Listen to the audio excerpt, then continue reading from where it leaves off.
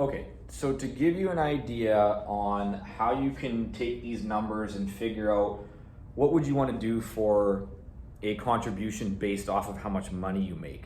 So we're going to use just a percentage for this of your annual income or your net monthly income, and we're going to try to base that off of if you make contributions, let's say of 5% of your net annual income, 10% and 15%. 15% is getting up there for an amount that you would be putting away in a year, but it depends how much money you make. Maybe you make a lot of money and you're able to put that amount away, and that's great. You'll have quite a savings later on in life.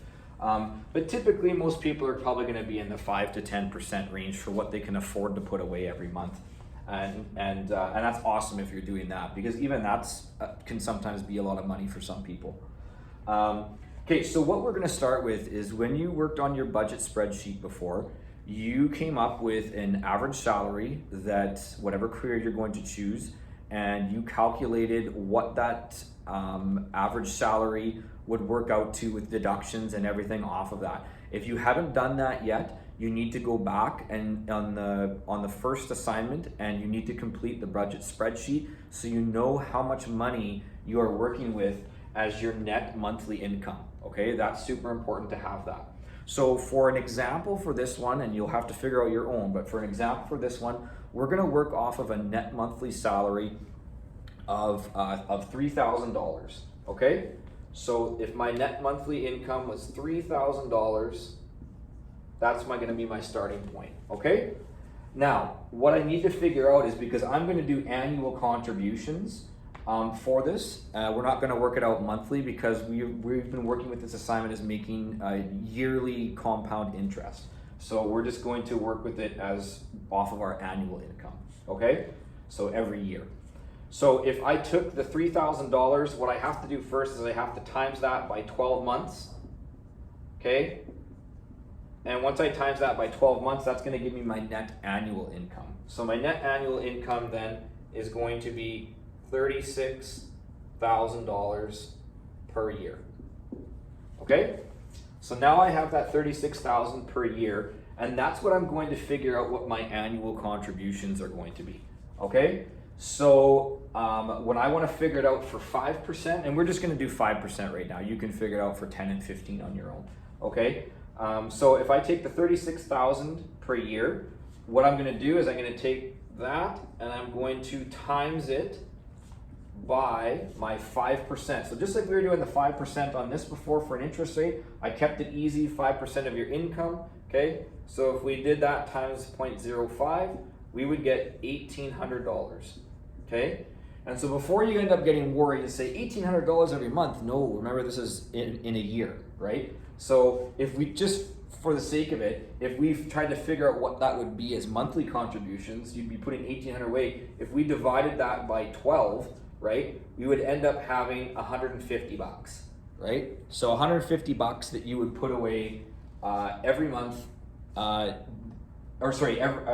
month over the course of the year, right? So $150, you know, for some people that might be a lot of money. For others, that is kind of reasonable to put that amount of money away. And if you really want to save, that's a really good amount. Okay, so we're going to use $1,800 is our annual contribution over here. Okay, so we'll put $1,800, and like I said, you can go figure it out for 10% and 15%.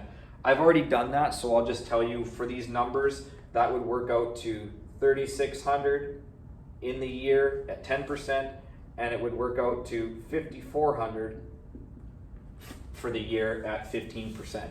So $5,400 over 12 months, I mean, that's starting to add up. That's going to be quite a bit of money, right? We're looking at 3 times the amount here, right? So we're looking at $450 every month. That's quite a bit. So that might not work for you.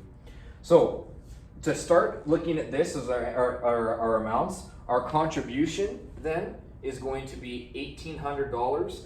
And then our annual contribution is going to be $1,800 as well. Okay, so when we start our chart for figuring out our numbers, we're going to take an annual contribution of $1,800. Okay, in our first year, again, it's the same, so the subtotal stays the same.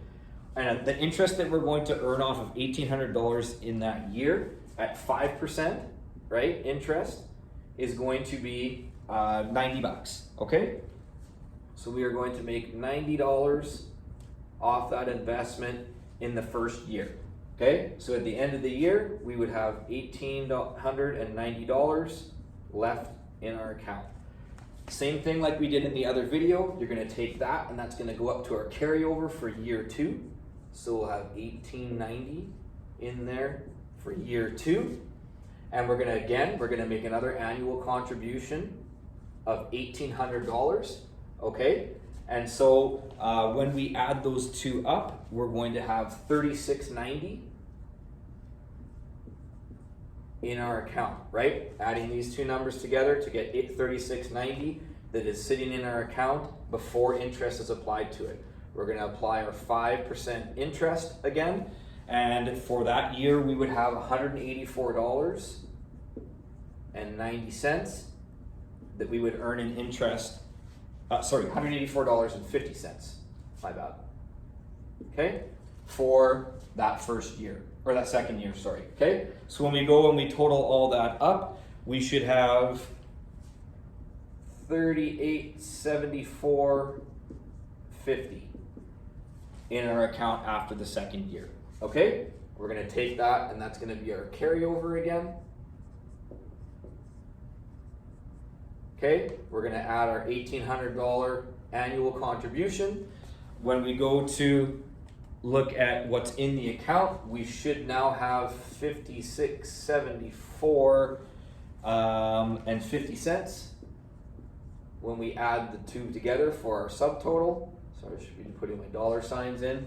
Okay, so now when we go to earn interest off of that, we're gonna have $283.73, okay, as our interest that we earn. So at the end of the year, or into the 3 years, we're going to have, when we add these two together, we're going to get $5,958.73.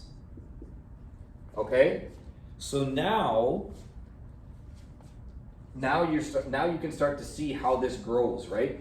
By simply putting away $150 every month for 3 years, right? At the end of those 3 years, you've got almost $6,000 sitting in your bank account, right? So that's pretty good for what you could put away and earn and have a good little savings, right? Problem is a lot of people don't end up doing this, right? We as Canadians and our spending habits, what we often do now is we don't save, we buy on loan, right? We buy on credit. So when we want something, we don't save for it anymore. We'll go buy a car and pay it back, or we'll go buy a TV and we'll pay it back, right? Through credit cards. But that means we're paying a bunch of people interest to pay those back, when really we could be earning the interest ourselves instead of giving it to somebody else, right? So it's a good strategy to plan for this, so that you don't end up getting into trouble with debt for the future. Okay, so for this assignment, what you need to continue doing is try doing the same thing again, but work it out for 10% of your annual contributions, and then 15% for your annual contributions, okay? But the process all stays the same. You don't really change anything for how you're doing it. The only thing is you'd have to make sure that you're starting with your proper net monthly income and then working out your net annual income, okay?